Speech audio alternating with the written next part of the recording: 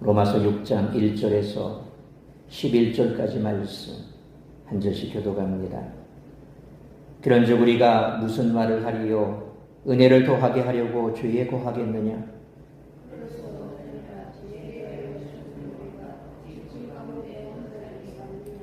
무릇 그리스도 예수와 합하여 세례를 받은 우리는 그의 죽으심과 합하여 세례를 받은 줄을 알지 못하느냐?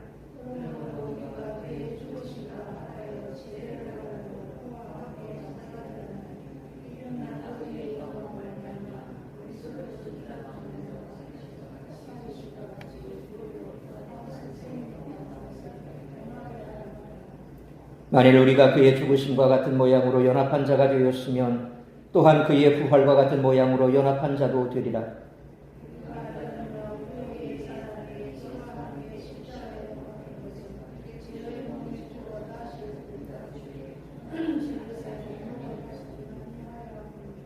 이는 죽은 자가 죄에서 벗어나 의롭다 하심을 얻었습니다.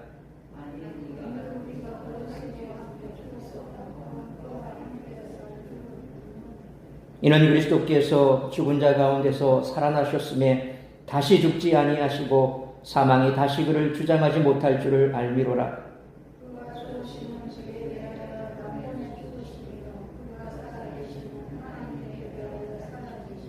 11절 같이 읽습니다. 이와 같이 너희도 너희 자신을 죄에 대하여는 죽은 자요 그리스도 예수 안에서 하나님께 대하여는 살아있는 자로 여길지어다. 아멘. 기도하겠습니다. 거룩하신 아버지 하나님, 은혜와 사랑을 감사합니다. 오늘도 뜨거운 떼약볕 아래에서 힘써 우리의 삶의 일터에서 또 우리의 삶의 현장에서 또 내가 해야 될 그 본분을 다하기 위해 땀 흘려 애쓰고 수고한 후 정한 시간 주님 앞에 나와 예배케 하시니 감사합니다. 이 시간에도 성령 하나님 우리에게 들을 길을 허락하여 주옵소서. 지혜를 허락하여 주시어 말씀을 잘 이해하게 하여 주옵시고 또한 이 말씀이 우리의 심령 깊이 잘 새긴 말씀이 되어 우리가 살아가는 날 평생 동안 이 말씀이 흔적으로 남아 우리의 삶을 올바른 길로 인도할 수 있게 하여 주옵시고 우리의 삶의 지표가 되게 하여 주옵시며 성령께서 시시때로 이 말씀을 이해하게 하시고 깨닫게 하여 주시고 또한 생각나게 해주셔서 우리가 온전한 그리스도의 삶 주님 앞에 세례로 우리의 삶이 다시 한번 그리스도의 죽음에 동참하고 부활에 동참하는 자로 송아의 삶을 살아가기에 부족함이 없도록 인도하는 말씀 될 수 있도록 역사하여 주시옵소서. 이 시간에도 주 앞에 나온 사랑하는 주의 백성들 위로하시고 소망 가운데 붙들어 주옵시며 우리 사랑하는 성도들 어디에 있든지 무엇을 하든지 이 시간을 기억해 하여 주옵시고 주 앞에 나와 예배할 수 있도록 은총 내려 주옵소서. 이 모든 말씀 우리 구주 예수 그리스도의 이름으로 기도하옵나이다. 아멘.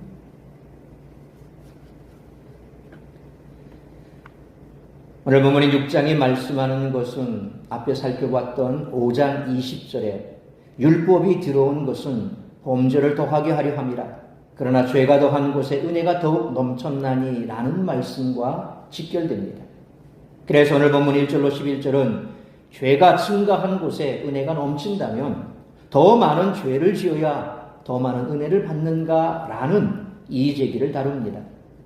이어지는 12절로 23절은 우리가 율법 아래 있지 않고 은혜 아래 있다면 아무리 죄를 많이 지어도 괜찮은 것인가라는 또 다른 이의제기를 다룹니다. 한국교회는 말과 행동이 다르다는 신랄한 비판에 직면해 있습니다. 우리 자신도 이 비판이 틀렸다고 부정하기가 쉽지 않을 것입니다. 그렇다면 우리는 대체 어쩌다가 이런 상황에까지 이른 것일까요? 우리는 말로는 하나님을 섬긴다고 하면서도 행동으로는 죄를 섬기는 경우가 많습니다. 말로는 하나님의 은혜 아래 산다고 하면서도 행동으로는 죄의 지배 아래 사는 경우가 많았습니다. 말로는 하나님의 백성으로 산다고 하면서도 행동으로는 죄의 백성으로서 사는 경우가 많았습니다. 대체 왜 이런 것일까요? 바울은 2절 말씀처럼 우리는 죄에 대하여 죽었다. 7절 말씀처럼 우리는 죄에서 벗어났다고 주장합니다.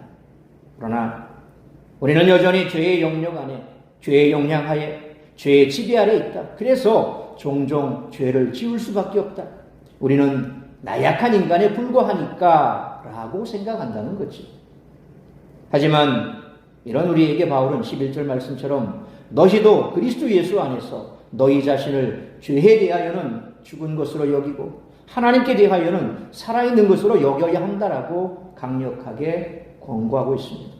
그렇기 때문에 우리의 잘못된 생각을 우리는 죄에서, 죄의 세력에서, 죄의 지배에서, 죄의 영역에서 벗어났다라고 바꿔야 한다는 거죠. 사람은 자의식에 큰 영향을 받습니다. 자신을 어떤 존재로 이해하느냐에 따라 말과 행동이 형성된다는 거죠. 그래서 어릴 적부터 우리가 이런 자기 정체성에 대해서 잘 아이들이 가질 수 있도록 해주는 것이 참 중요하지 않겠습니까?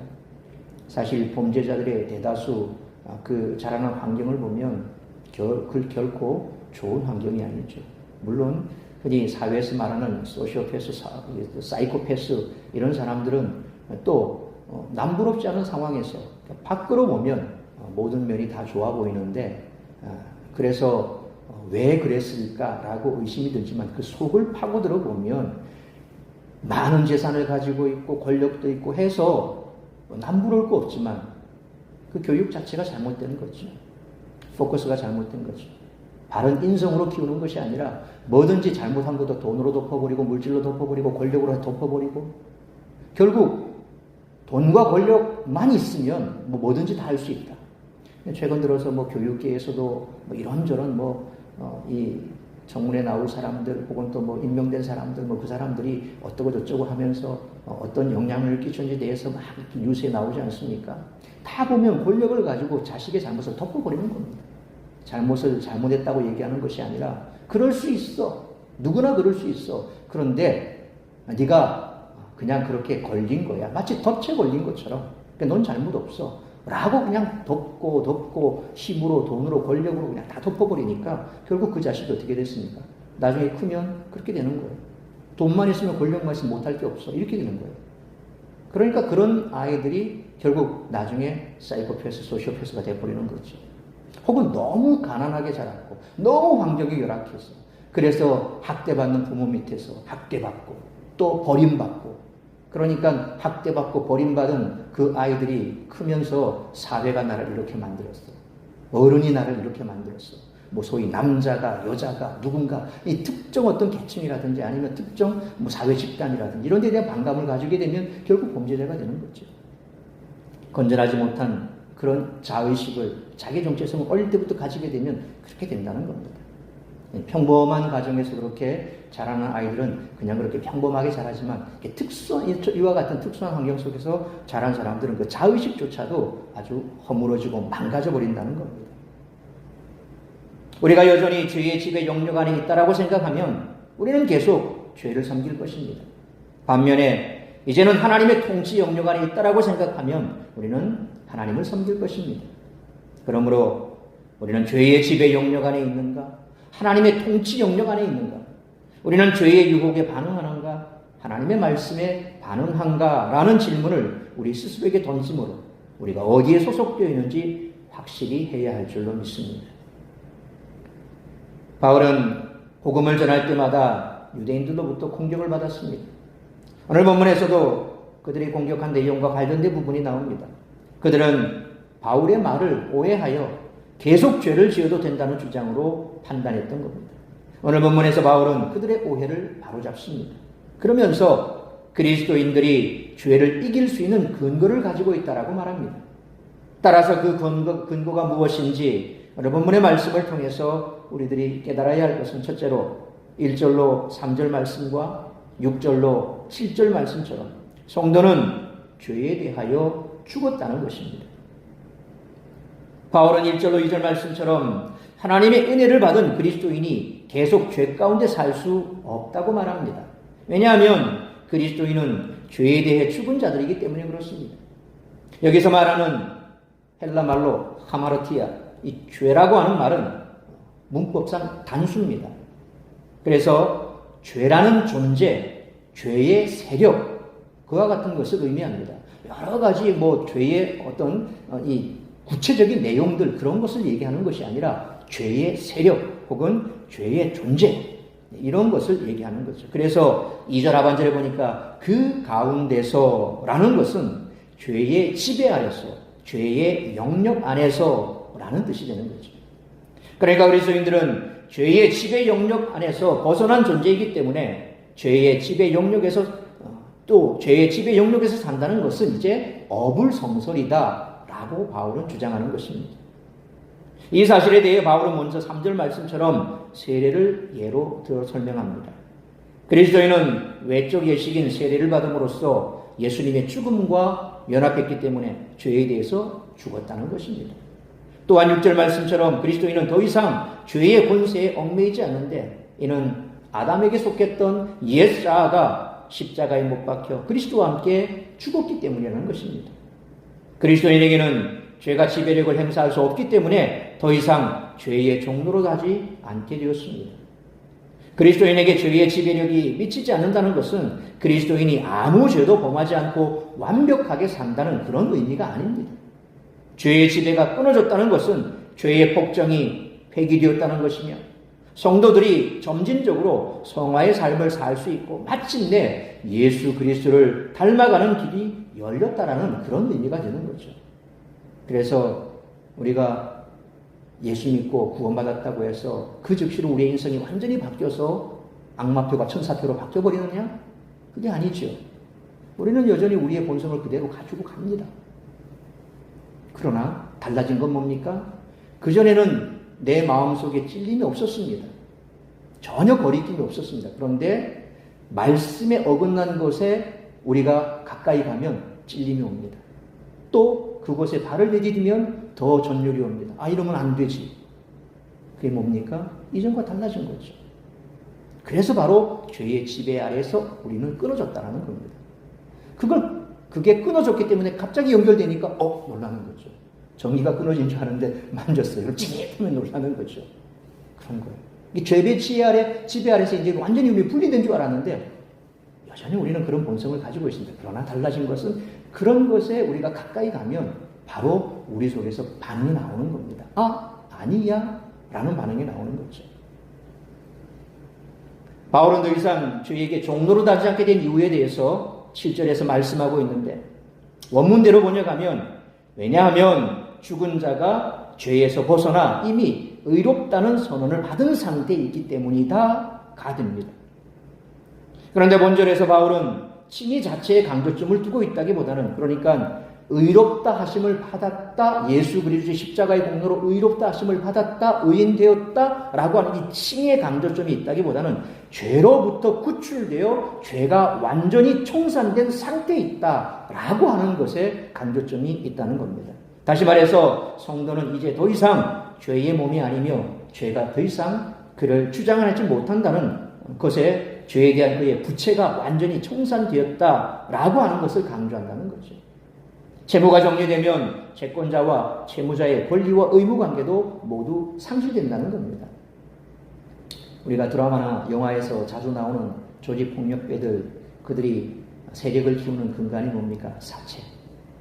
그러니까 힘없고 빼겁고 어디서 동거할 데가 없으니까 마지막 수단으로 어디 갑니까? 사채시장에 가는 거예요. 급전 땡긴다고 그래요. 사채시장 가는 거예요.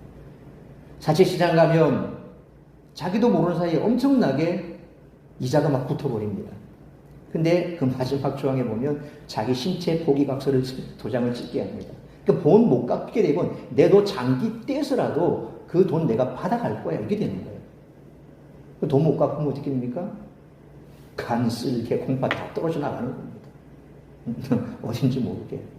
옛날에 영화인가 드라마 보니까 중국 가는 배 안에 장기 밀매자들이 거기 사우나 시설을 점유하고 거기에서 필요한, 그러니까 중국에서 돈 많은 사람들이 한국에서는 또 이렇게 수술을 못하니까 또 대기자 명단이 엉키 길지 않습니까? 우리는 법적으로 다 그렇게 돼 있어요. 순서대로 가게 돼 있어요. 돈 있다고 되는 게 아니에요. 그러니까 돈 있는 사람 어디 갑니까? 중국 갑니다. 그럼 거기에다가 이제 얘기를 합니다. 그러면 그 사람들이 어디에 이 총무업자들한테 연락이 와요. 자, 혈액형 뭐가 장기 뭐가 필요해. 그러면 그 사람들을 추적해서 그 배에 태워버립니다. 그리고 중국 가는 길에서 이렇게 해서 장기를 뜯어가지고 가버린대요.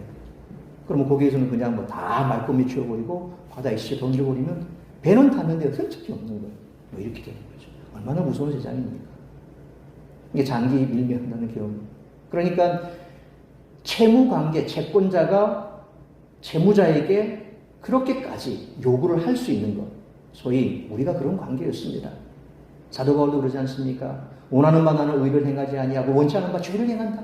이게 우리 본성이거든요. 죄된 본성이란 말이에요. 자꾸 이렇게 끌려가는 거예요. 예.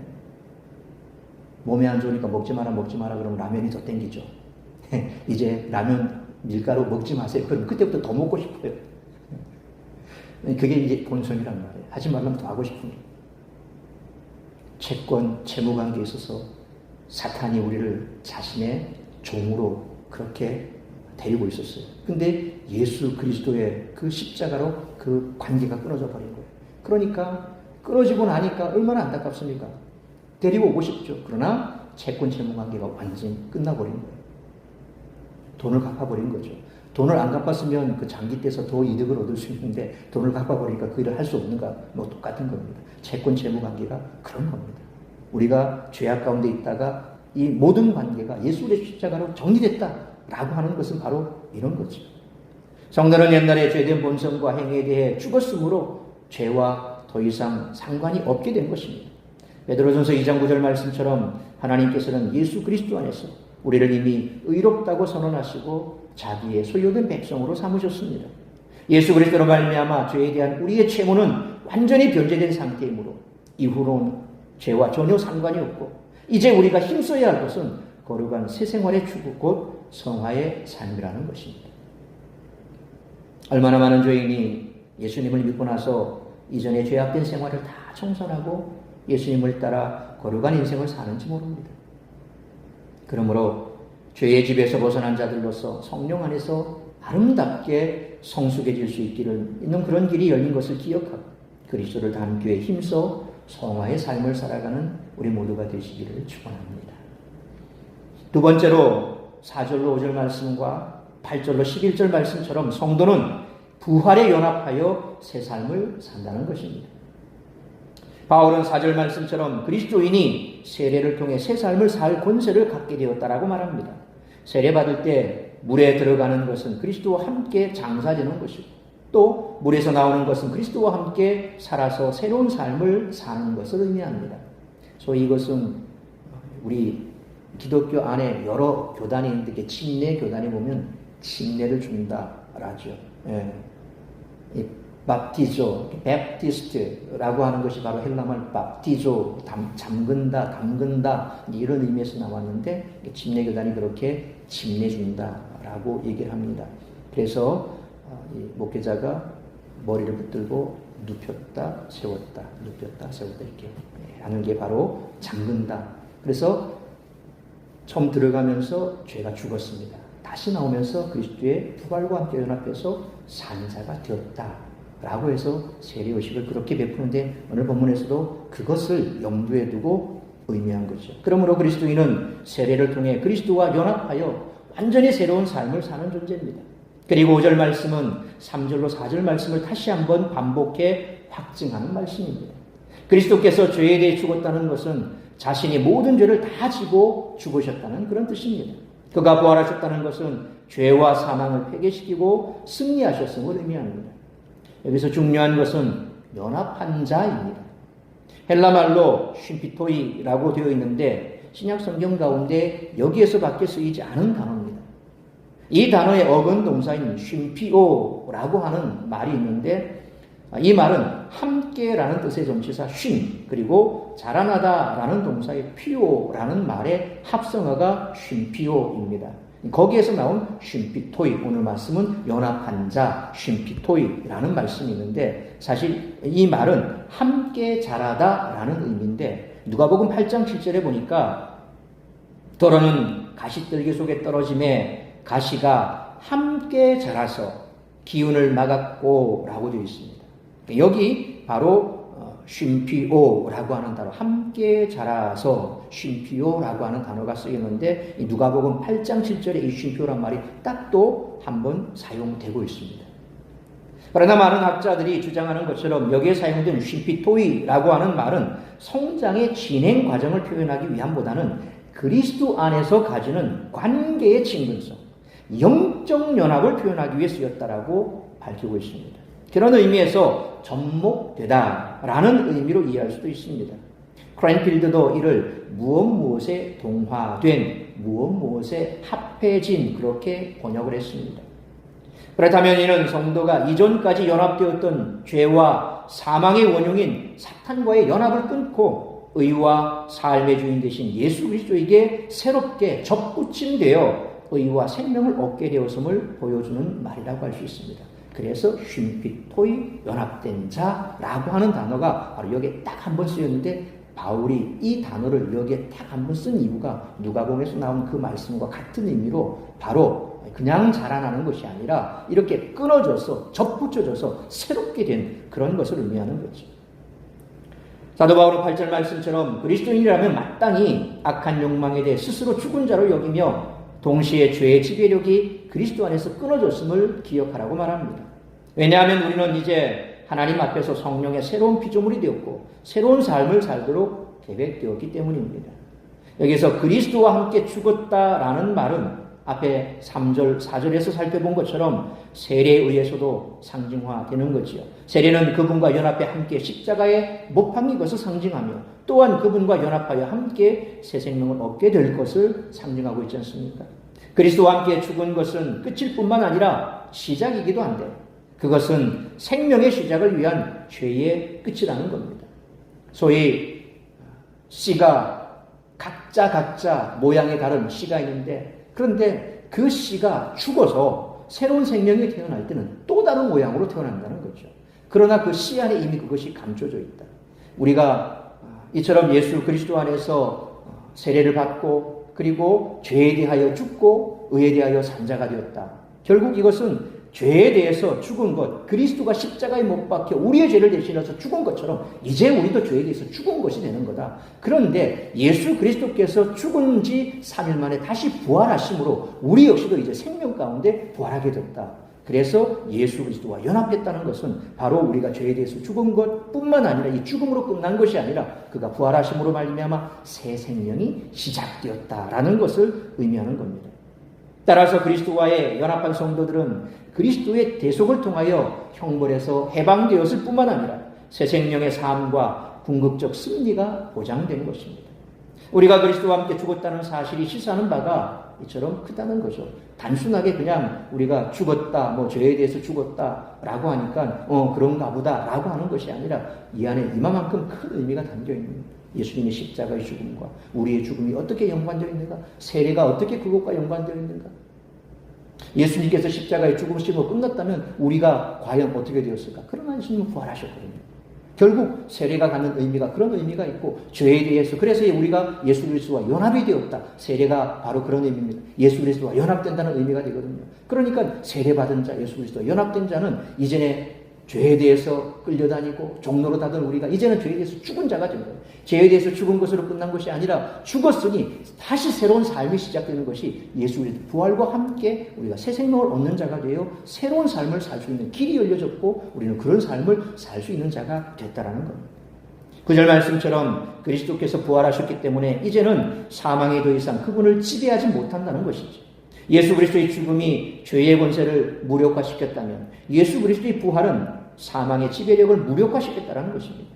따라서 예수 안에 있는 성도들에게 이제 이와 같은 것들은 더 이상 위협적인 존재가 아니라는 겁니다. 왜냐하면 10절 말씀처럼 예수 그리스도께서 한 번 죽으심으로 영원한 속죄를 이루셨기 때문에 더 이상 이 사건이 반복될 필요가 없고 시간과 공간을 초월하여 예수 그리스도 믿는 모든 이들은 죄의 짐에서 벗어나 자유하게 된다는 놀라운 사실을 바울은 본문에서 강조하고 있는 것입니다. 그래서 구약의 레위가 죄를 지을 때마다 짐승을 잡아서 피를 뿌려야 되고 그리고 또 그 죄가 사함받고 나면 끝입니까? 역시 우리는 살아가면서 또다시 죄를 짓습니다. 그러면 그 죄를 사함받기 위해서는 또 짐승을 잡아야 됩니다. 피를 뿌려야 됩니다. 계속해서 죽을 때까지 얼마나 많은 짐승을 잡아야 될까? 그건 우리가 살아가면서 내가 죄에서 해방된 자지만 여전히 죄 가운데 있고 그래서 죄를 해결받을 방법이 이것밖에 없다라고 가정한다면 구약의 백성들처럼 우리가 얼마나 많은 짐승을 잡아야 될까요? 죄는 사함을 받아야 됩니다. 죄 사함을 받기 위해서는. 그래서 돈 있는 사람은 양도 잡고 소도 잡지만, 그러나 돈 없는 사람은 비둘기도 잡아야 되고 곡식도 같이 바쳐야 됩니다. 어쨌든 할 수 있는 걸 다 해야 되는 거죠. 그게 바로 죄에서 우리가 사함받는 방법입니다. 그러니까 죄라고 하는 것이 얼마나 우리의 삶을 옥죄고 있는지, 그들이 가지고 있는 이 메시아에 대한 대망이 어떠한 건지, 우리의 모든 죄를 대신할 그 메시아가 오면 이것이 해결될 터인데 그들은 그런 소망을 가지고 있었던 거죠. 그래서 때가 차네 그들이 기다리던 메시아가 바로 이 땅 가운데 오셨고, 또 성경에 기록된 대로 우리의 모든 죄를 다 짊어지시고 십자가에 죽으셨는데, 이전에 사람들이 자신의 죄를 대속하기 위해서 매번 짐승을 잡아야 했던 그것이 아무런 죄가 없는 메시아 되신 예수 그리스도께서 본인이 직접 화목 제물이 되셔서 십자가에 못 박혀 피 흘려 죽으신 거죠. 우리의 모든 죄를 다 가지고 죽으신 겁니다. 이게 바로 유대인들이 온 백성들의 죄를 1년에 단 한 차례 대속죄일이라고 하는 그 제사를 통해서 하나님께서는 모든 백성의 죄를 단번에 해결할 수 있는 길도 만들어 주셨는데, 그것이 바로 온 인류의 모든 죄를 예수님이 다 짊어지고 대제사장만 한 번 들어갈 수 있는 지성소로 바로 들어간 거죠. 그 사건이 벌어졌을 때 어떤 일이 있었습니까? 예수님이 십자가에 못 박히고 죽는 그 순간 지성소와 성소를 가로막고 있는 그 회장, 소위 하나님의 은혜 가운데 대제사장이 한 번만 들어갈 수 있는 그 휘장, 그것이 위에서 아래로 찢어진 거죠. 뭡니까? 예수님이 죽으심으로 이제 우리는 하나님이 계신 그곳으로 나아갈 수 있는 길이 열려졌다는 거죠. 우리의 죄가 사함받았다는 거죠. 그래서 베드로 사도는 우리가 거룩한 나라요, 그의 소유된 백성이요, 또한 왕같은 제사장이다. 왕같은 제사장이다. 대제사장이 지성소에 단 한 번 들어갈 수 있는 그곳, 아무나 들어갈 수 있는 것도 아닙니다. 대제사장만 들어갈 수 있는 그것도 1년에 단 한 번. 그런데 예수님이 자신의 몸으로 피 흘려 죽으심으로 그 지성소의 휘장이 찢어짐으로 그 길이 열려진 거죠. 그래서 때를 따라 돕는 은혜를 얻기 위하여 우리가 담대하게 은혜의 보좌 앞에 나아갈 수 있게 된 것이 바로 십자가의 사건이라는 겁니다. 이건 단회적인 사건입니다. 한 번으로 끝나는 겁니다. 우리가 계속해서 짐승을 잡아서 피를 뿌릴 이유가 없다는 것입니다. 예수께서 바로 그것을 단번에 이루셨다는 것이죠. 한편 하나님께 대하여 사셨는데, 여기에서 하나님께 대하여는 하나님을 위하여라고 해석할 수 있습니다. 이는 예수 그리스도의 부활은 하나님의 구속사를 완전히 이루기 위한 부활이라는 것을 보여줍니다. 그냥 부활하신 것이 아니라 구속의 완성입니다. 죽으심으로 끝난 것이 아니라 거기에서 부활까지 함께 이루어져야 이제 구속이 완성되는 겁니다. 우리의 죄를 사하심이 완성되는 거죠. 그래서 사도 바울이, 우리가 고린도전서 15장을 살펴봤지 않습니까? 예수 그리스도께서 사심이 없었다, 부활하심이 없었다면 세상에 우리같이 불쌍한 사람이 누가 있겠느냐? 너희가 지금까지 헛된 것을 믿었고 그 헛된 것을 위해서 너희가 얼마나 많은 손해를 봤냐? 그러니까 너희같이 불쌍한 사람이 어디 있냐? 그러나 예수께서는 부활하셨다. 예수께서는 부활하셨다. 사망의 본세를 이기고 부활하셨다. 부활이 마지막 정점에 있다는 거죠. 그래서 우리가 주의를 지키는 이유가 그겁니다. 예수께서 죄와 사망의 본세를 깨뜨리고 승리하셨고, 그 승리가 이제 우리에게 주어졌는데, 그 기쁨을 매주마다 모여서 예배하고 기뻐하고 말씀 나누고 교제하고 잔치를 벌이는 그 날이 뭡니까? 바로 주일이라는 거죠. 그래서 그 날을 우리는 예배하는 겁니다. 다른 이단들이 말하는 하나님의 교회에서 토요일 안식일을 지켜야 되고, 제칠 안식교에서 말하는 것을 안식일을 지키고, 또 장막절을 지켜야 되고, 6월절 장막절을 지키고, 우리 하나님의 교회에서 그런 얘기 다 시끄러운 소리예요. 그 신학도 모르고 성경도 모르고 하는 소리예요. 네. 거기에 빠질 이유가 없죠. 단 한 번에 모든 것을 완성하셨고 부활하셨다. 또한 예수 그리스도의 부활은 하나님의 생명에 속한 부활이었다라는 겁니다. 예수님은 이 부활을 통해 하나님의 생명의 본질과 모순되는 죄와 전혀 상관이 없는 상태로 들어가게 된 거죠. 이젠 죄가 끊어진 겁니다. 사망도 끊어졌고 모든 것을 다 이기신 거죠. 이제 부활의 주님이신 예수 그리스도 안에서 그와 연합된 우리 역시 죄에 대해서는 단번에 다 죽은 자가 되었다. 예수와 더불어 계속적으로 사는 영생을 얻게 된 것입니다. 그래서 예수 믿으면 우리의 모든 죄, 과거의 죄, 현재의 죄, 미래의 죄까지 다 해결받는 겁니다. 다 이루었다. 테텔레스타이 다 이루었다. 다 이루신 거예요. 더 이상 보탤 것도 뺄 것도 없다는 겁니다. 예수 그리스도 십자가 그리고 부활하심 그것으로 완성하신 겁니다. 이제 바울은 11절 말씀처럼 예수님의 죽으심과 사심을 성도에게 대입합니다. 그러니까 예수 그리스도 안에서 너희 자신을 죄에 대하여는 죽은 것으로 여기고 하나님께 대하여는 살아있는 것으로 여기라는 것이죠. 죽은 사람은 어떤 외부 자극에도 전혀 반응하지 않지요. 마찬가지로 죄에 대해 죽은 사람은 어떤 죄의 유혹에도 전혀 반응하지 않습니다. 반면에 살아있는 사람은 외부의 자극에 민감하게 반응을 합니다. 그래서 하나님께 대해 살아있는 사람은 하나님의 말씀에 민감하게 반응한다는 겁니다. 여기에 중요한 포인트가 있습니다. 그래서 우리가 살아있기 때문에 여전히 죄의 유혹을 받습니다. 죄의 유혹도 받지만 반대적으로 우리가 예수 안에서 그걸 방어하기 위해서 성령의 역사도 우리 가운데 있다는 겁니다. 그래서 우리 속에서 사도 바울이 그 것처럼 죄와 사망이 생명과 성령이 싸운다는 거예요. 우리 속에서 끊임없이 싸우는 거예요. 이게 영적 전쟁 아닙니까? 우리는 죽는 그날까지 영적 전쟁을 계속 해야 됩니다. 그래서 에베소서 말씀처럼 그 영적 전쟁에서 승리하려면 뭡니까? 전신갑주를 입어라. 전신갑주를 입어라. 전쟁에 나가는 사람이 완전 무장을 해야지. 어설프게 가서 전쟁 때 어떻게 이기겠느냐? 완전 무장해라. 머리부터 발끝까지 완전 무장해라. 그래야 이길 수 있다.